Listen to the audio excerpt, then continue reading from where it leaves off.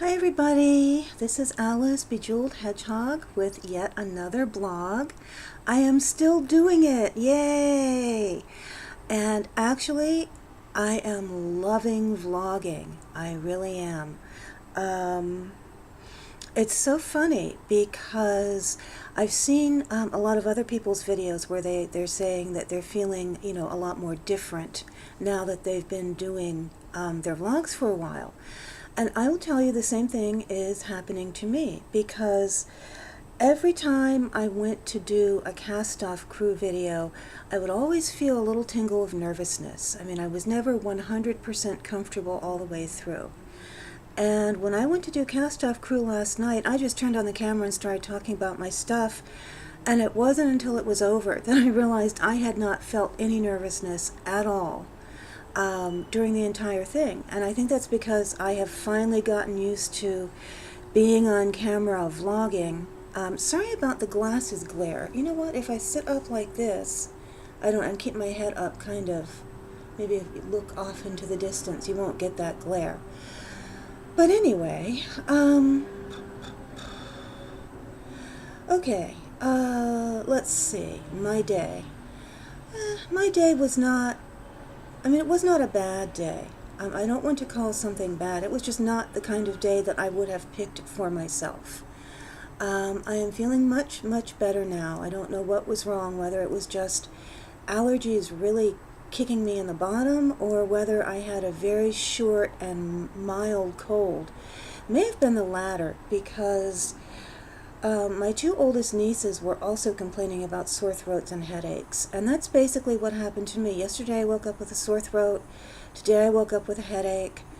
Really spent most of the day, just with one of the headaches where you just can't see straight or think straight. And I basically ended up taking a really long nap this afternoon. And but now I am better. Now it's gone. Whatever it was, it's not here anymore. So I am very relieved about that. And I don't really have, a lot to say. In terms of my goals, obviously nothing further happened with the watches. In terms of my posture and breathing, it is amazing how important that has come to me to be. Sorry. I still, no matter how experienced I get in vlogging, I still swear that when the camera comes on, some of the brain cells just, hide or go into hibernation or something. But anyway, it really makes a difference in how I feel, physically and attitude-wise, when I just sort of straighten up. And I've also been catching myself, doing the kind of short, shallow breaths. I'm much more aware of my breathing now. So thank you so much, Kelly. That was a tremendous help. And I'm actually going to talk about some of my fellow vloggers in this video. And if at any point you feel uncomfortable being mentioned, just let me know and I won't do it. Because, I think, you are people that I know. And just like I might say to a physical friend, oh, did you know, so-and-so is riding her bike more these days or something, and not think anything of it, I kind of have the same feeling about the Vlogfest community. So, I just wanted to say, Kelly, you are amazing. I'm way behind on watching people's videos, which is what I want to do when I finish making this one. Just sit down with some more tea and watch for a couple of hours while I relax and crochet. But I just watched your video where you're talking about writing down what you want to happen. And you don't realize, I think, how really good you are at doing what you love. Your breathing video was like watching a yoga instruction video. And what you talked about was really like, you're good. You really do know a lot about psychology, and you're familiar with such a broad range of authors on the topic. And when you're talking about that, you just come across as so composed and so knowing and so alert. I mean, you've talked about how you don't really care for what you're doing in your corporate job. I know that when you when you finally switch over to something in the holistic field, you're going to shine because you're shining in your vlogs when you talk about it. So anyway, congratulations. I just love to watch that. Also, Kathy, I think it's really funny because I think that people really think far, far worse of themselves than other people think of them. Kelly was talking about Tasha, the one of the women who just joined us vlogging, and how she'll say, I'm boring, and then she goes off to list, all these amazing things that she does. And she got on there today and said, I don't really do much of anything. And then she talked about all these great things that she's doing. And I don't know why, I really don't know why people are so hard on themselves. I know I'm incredibly hard on myself too. But other people don't see them that way. I mean, the first thing I saw when I saw any of Kathy's videos was like, wow, her hair is so wavy, and I've got this short, baby fine, scrappy stuff. And I know to other people it probably looks like just plain old ordinary hair. I don't know why we cut ourselves into little pieces.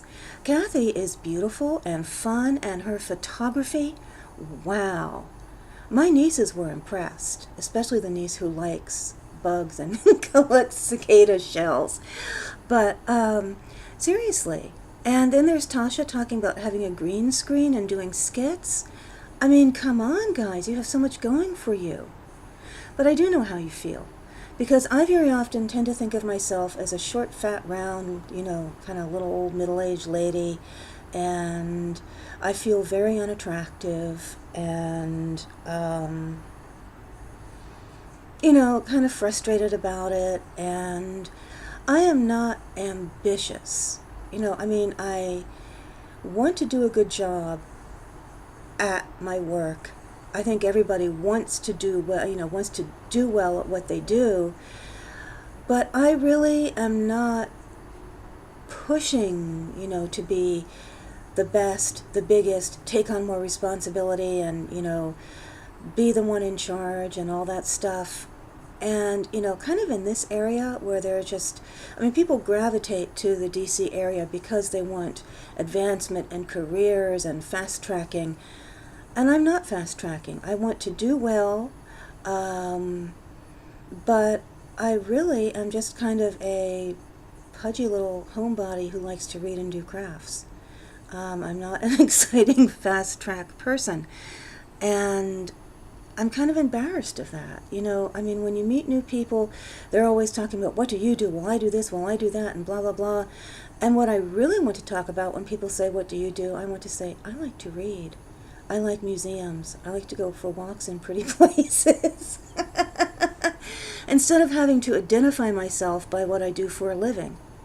And when people talk about you, like, oh, my neighbor John is a doctor, or my friend Sally is a nurse, or my friend Alice is in IT project management. Yuck. No, I'm not.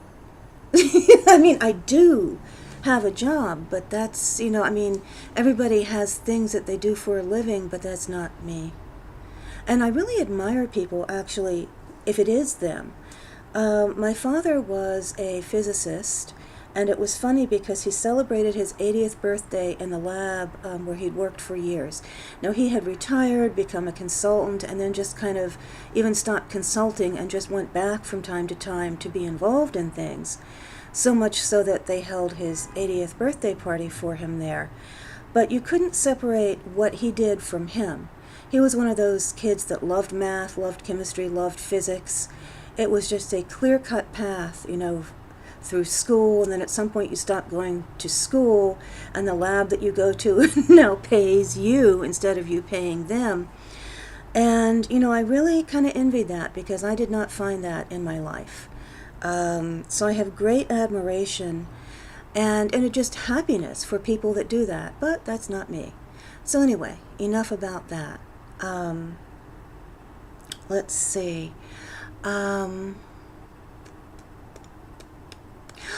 Other vlogs I wanted to talk about. I keep a list down below of people who are doing the 100-day vlog challenge. I include Ayana because I started watching her, and I don't know how long she did it, and I guess she really doesn't do it like as a challenge, but I just sort of thought of her as part of this. I don't have Monica from Kids Lids down there, I guess because she's just been doing it for so long. But I really will start including her. I will put her in my list, even though, I'm not sure she's even aware that I'm vlogging. But I love watching her, especially when she includes her daughter Marina and her boyfriend, whose name I think starts with a K. But I have, of course, drawn a blank on it, because they are a truly happy family, and it's just fun watching them interact with each other, and you can tell that they really do like each other. I mean, I'm sure they have problems, but I can, you can just tell by looking at them that no, they don't beat each other with sticks as soon as they turn the camera off. And that's really, heartening to me, not just when they talk about their diet or their crafts, which I love, by the way. They're doing amazing things with duct tape at the moment. But when you just see their family, because, my family was not close, other than my sister and I. And I just really enjoy sometimes watching, just like I like watching people with pets, because I don't have any. I also like watching people that have happy families. And I also love watching Ayana, because even though she can get frustrated with her children, just like my sister got frustrated, not so much with the babies, but with the lifestyle changes you have to make in order to accommodate them. And, it sometimes drove my sister up the wall, just because you do give so much of yourself to your kids, and I saw how much she gave to her kids, and she still does give so much to them.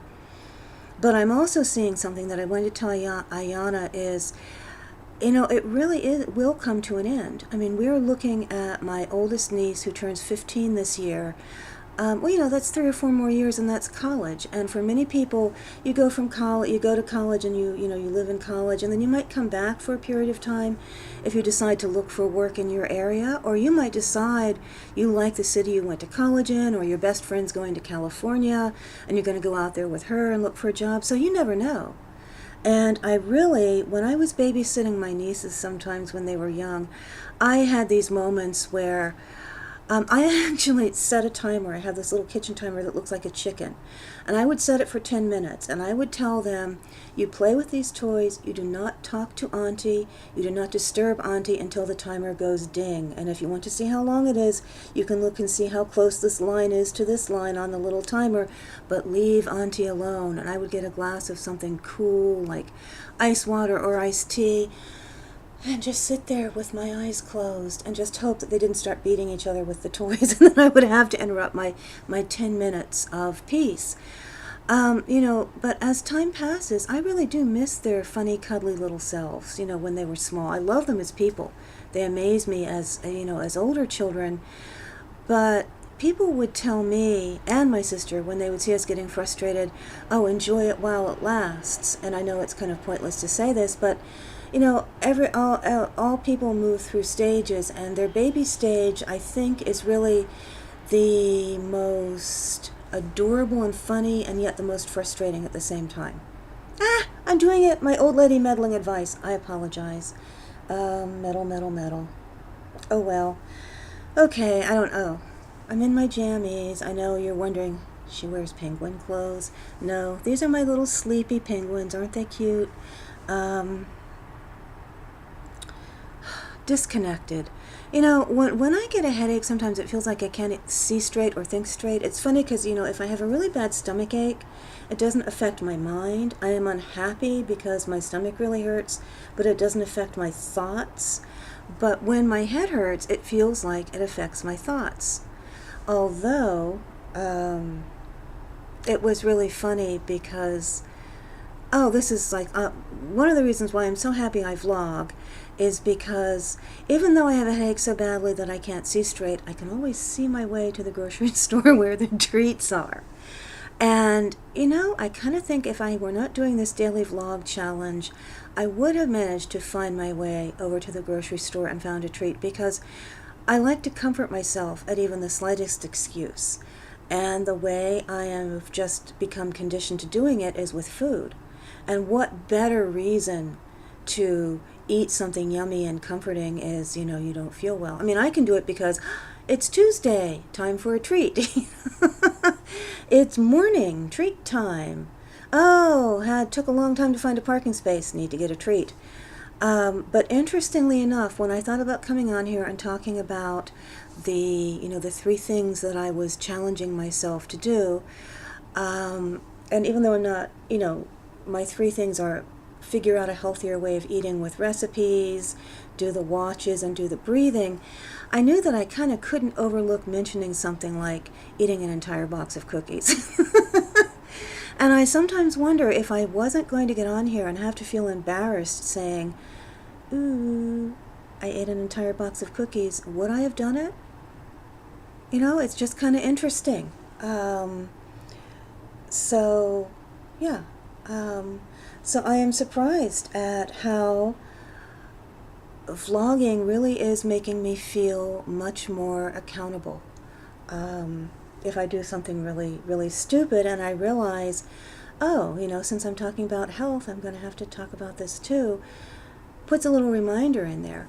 And it is interesting because when I tell myself, I'm trying to change the way I think, that, if I am frustrated about something, the things that make me want to treat myself would be physically not feeling well, tired, sad, headache, bones aching.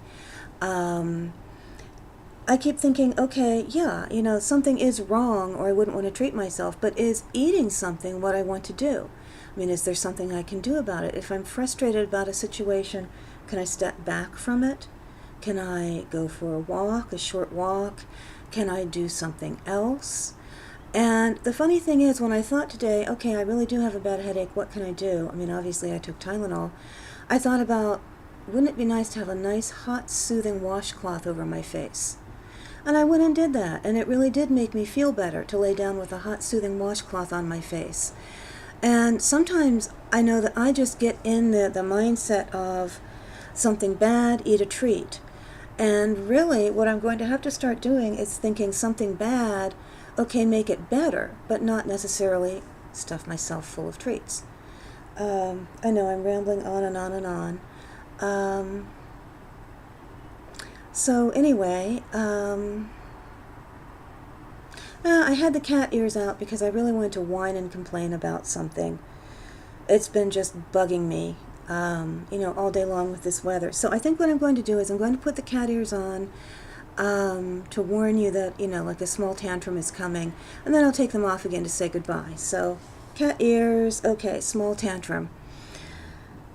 As it gets hotter, I have to have all the windows open to get a breeze in. And one of the things that I cannot do, as of like 2 years ago, is open the dining room and bedroom windows more than about 2 inches. Now, thank God they didn't mess with my balcony. I mean, I can open my big sliding glass door in the balcony all the way, but some genius somewhere has decided that it's a good idea to not have children fall out of windows in high-rise apartment buildings. And I agree, that's a great idea. But this is an example of good idea gone terribly wrong. Instead of, anticipating that people basically have brains, I know that I do. I know that when my nieces were little, my main concern, since they were not that interested in the windows, was that they would get out on the balcony by themselves and do something stupid. So what did I do when I thought about it? I got out the screwdriver and I unscrewed the handle that you use to pull the door back and forth. Because as an adult, I can span my hands out, and you know how the plate glass windows are in metal aluminum frames. So I could put my hands against each side of the frame and open and close it by tilting side to side. But they were too small. They couldn't do that. That way, I never had to worry that if I was in the bathroom, if I fell asleep watching a kid vid and they didn't, they couldn't just scamper out there on their own. And one of the maintenance guys, came by and wondered where my handle was and wanted to know if he could fix it. I explained, I took it off. I'll put it back on when they get older. And he thought that was perfectly fine. So people with small kids are aware I know when my sister had children, she had all kinds of childproofing in her house. Okay? But the brilliant people in the management company have decided that we cannot figure out how to take care of children because we are all dummies. So they have installed these irritating little gizmos, and they're not just installed, they went through 2 years ago and replaced all our windows, which was a good thing. It made the soundproofing better and the hot and cold temperature regulation better. But they also have these little built-in things into the window frames that are like little bumpers. So the windows will not open more than 2 inches. And when it gets hot and the building has not switched over from heating to air conditioning, I get pissed. I get really pissed because I want to open my bedroom window.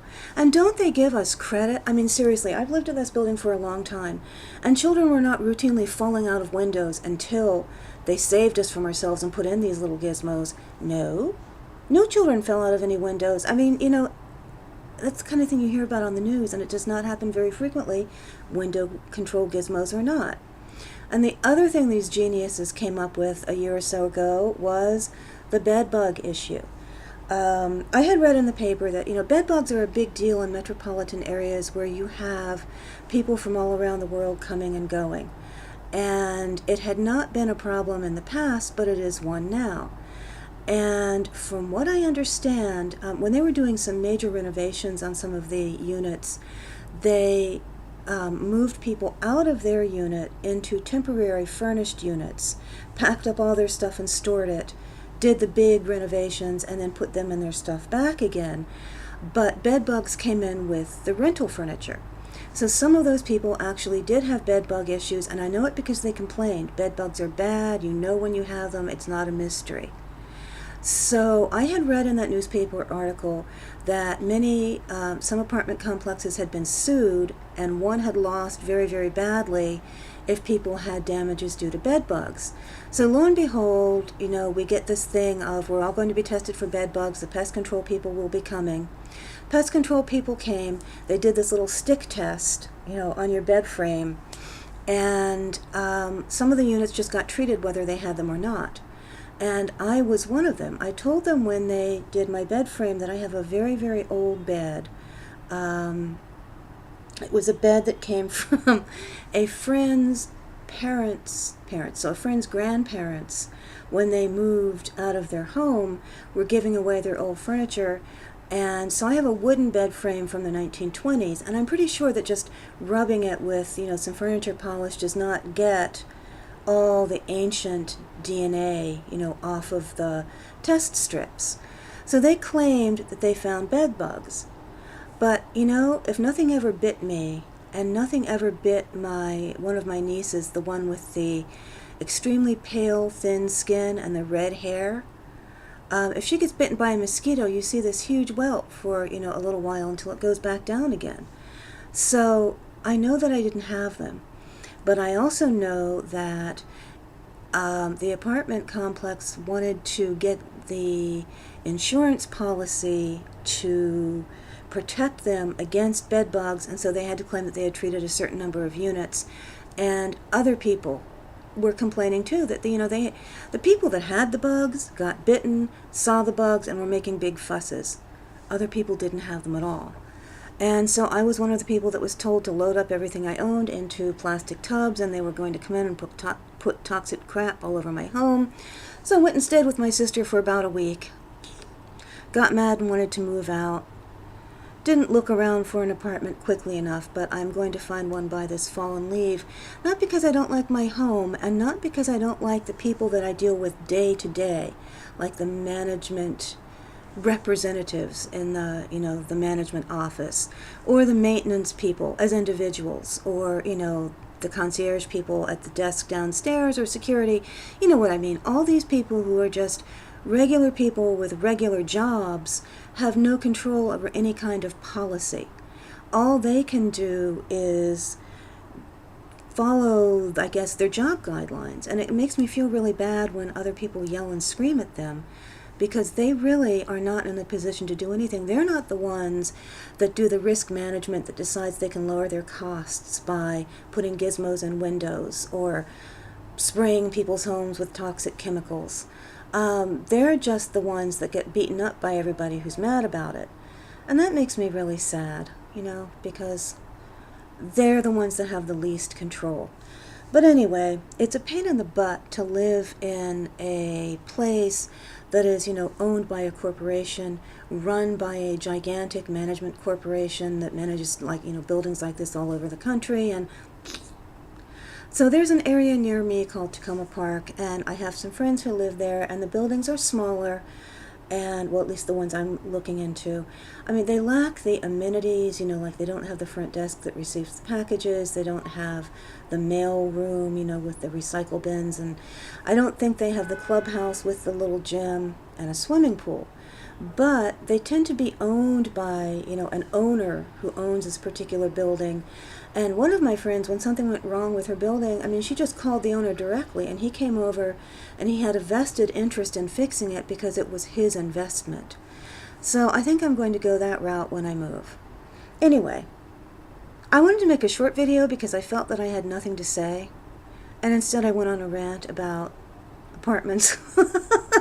I am so sorry. This video was, I don't know, this video was a vlog, I guess. Anyway, ears off, no more complaining. I'm tired.